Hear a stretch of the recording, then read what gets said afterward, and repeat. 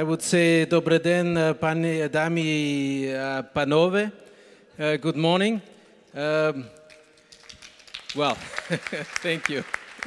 I'm always embarrassed when I come here because, I mean, when you go around in Prague, I mean, everybody speaks excellent English and almost everybody speaks very good German. So I mean, I'm not speaking your beautiful language, but I like to listen. So, dear President, dear Jaroslav, dear Dagmar, Director General, thank you, Radek, Deputy Minister Klapper, and of course, members of Parliament. I've seen Martina Dlabalova.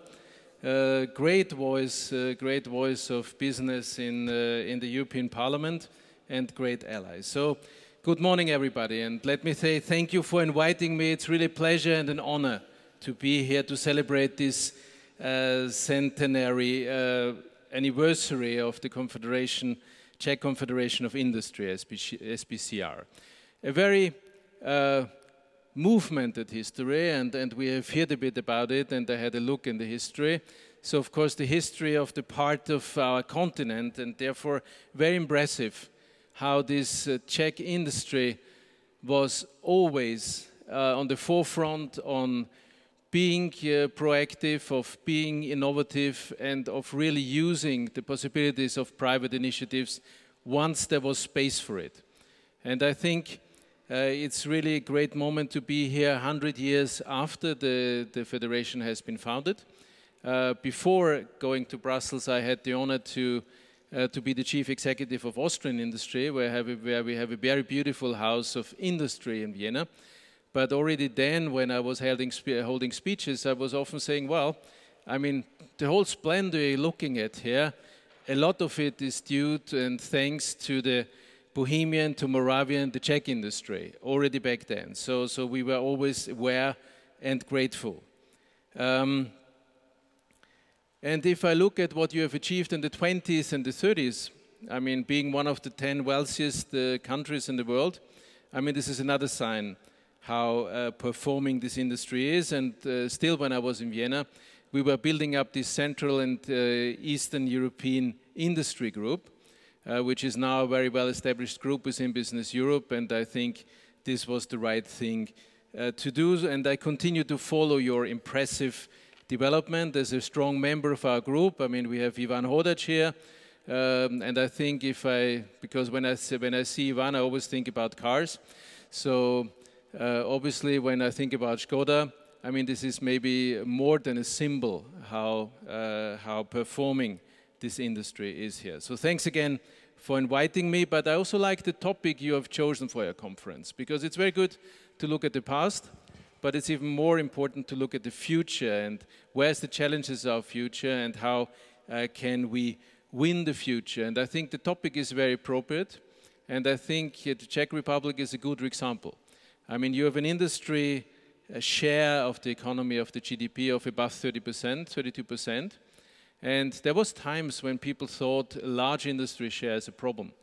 But I think meanwhile, and some have understood it before, all have understood it in the financial crisis, it is a competitive, it is a performing manufacturing share in the economy, which gives us the backbone, which makes us successful, and which is the basis for the future. So therefore, I think this is a very good start. But of course, we are in transformation. The role of industry is changing, and we know that the transformation we are in is maybe more profound than any we have seen in history. And what is for sure, because of course earlier industrial revolutions have also been profound, but what is for sure is that this time it's going at a much faster pace than we have ever seen before. And of course, this comes along with a lot of opportunities, but at the end of the day, of course, also with a lot of challenges.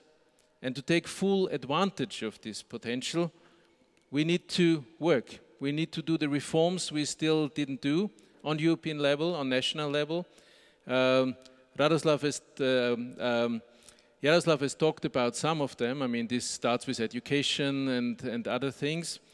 But we need to do it, and I think industry plays a crucial role here as a driver of this process, but at the same time also as the main recipient of the results. So one of the things we will need to do as a starting point, of course, and therefore, of course, it's very important to speak up at these anniversaries as well, is to explain to people why industry is that important and why this is such a driver of change and such a basis of not only economy but also society. And I do a step back to when I was in Austria, when I started there in 2004.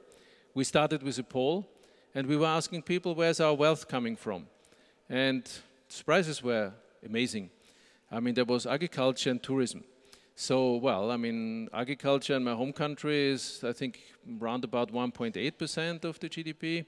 Tourism is very important, but still far away from people think it would be. And the truth is, just as here, in my home country and many other European countries, the wealth and the progress is coming from industry. And this is something we will have to make even more understood. We ran a campaign then, and we tried to do the same thing on European level, and we did some progress. But we still will have to make some progress because not everybody has understood yet. Because, I mean, this is about creating jobs and high-skilled jobs and better paid jobs than in other parts of the economy. This is about investing in research and development. Two-thirds of the investment in R&D has been coming from industry. And this is about, of course, defining our USPs. And we work a lot on this industry policy piece. And we have seen that one of the USPs Europe can have is that we are better in combining manufacturing and services, better than the US would do, and also better than most of the Asians would do. So, but all this is still diagnosis. I mean, of course, there's a lot of things we will need to do, and we will need to move forward on several fronts. I mean, there needs to be changes in the European governance, but I don't have time to speak about this in details because I see time is running.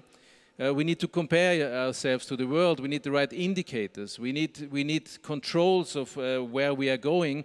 But in any case, of course, we need to reap the benefits of all the new trends above digitalization. We need to embrace artificial intelligence. We need to embrace the possibilities of circular economy and, of course, of Industry 4.0. One very concrete example where we'll be able to show whether or not we do the right thing is this now upcoming multi-annual financial framework and very specifically research and development. We know that we are lagging behind globally. The US and Japan have traditionally been in front of us as far as investment in R&D is concerned. And we would need another 150 billion investment a year to catch up to this 3% a year. We've also seen that even China has overtaken us in the last period. So therefore we need to fight for a consistent R&D budget here. And I know that SP is doing very much so and aligning us in doing this on European level. And I think we have achieved something. We're not there. We need more. But this is one of only 2 chapters where the European Union will invest more in the next period and not less. So I think this is remarkable, but we'll need to build upon. And this Horizon Europe, as it is called, this can be a big trigger for our future wealth. But it's also about the content in the digital market. I'll skip some pages because I see time is running, and of course I have seen that Jaroslav managed very well, so I'll speed up a bit. But it's also about the content. It's about how do we organize this research program. I mean, how do we make sure that we will, on the basis of the very good innovation we are doing, will be able to have products and services which go to the market to close this gap. How do we reap the benefits of the digital single market? We will need a free flow of data we don't have now.